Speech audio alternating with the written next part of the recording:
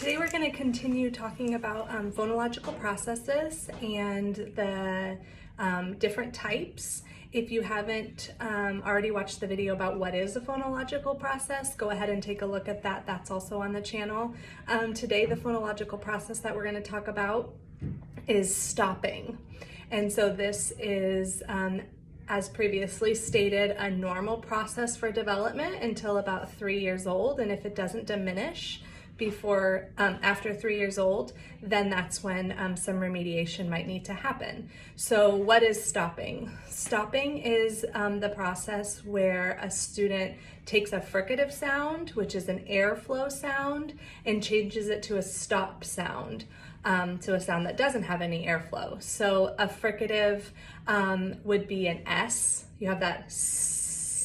The airflow needs to be continuous in order to correctly produce that sound. A Z, Z, F, TH, V. There's also the SH and the CH and the J sound. Those are all airflow sounds where the air needs to be continuously coming out in order to correctly produce the sound.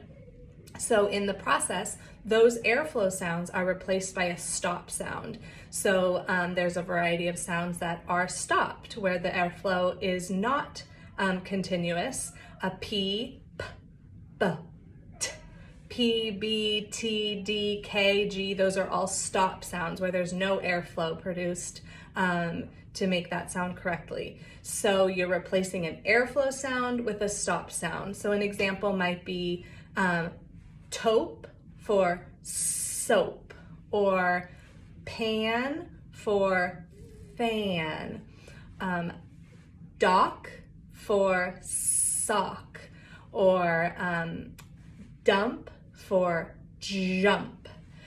So those are some typical replacements for the different sounds.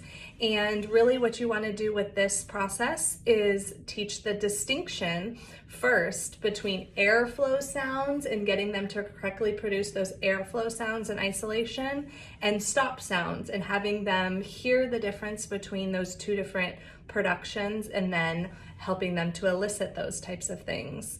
A lot of visuals are really important. So when you're teaching them to make that airflow sound, pulling the sound out, and then the stopping sound, oh, there's a stop, you stopped the sound. Some people call them popping sounds, but really teaching the distinction between airflow and stopping.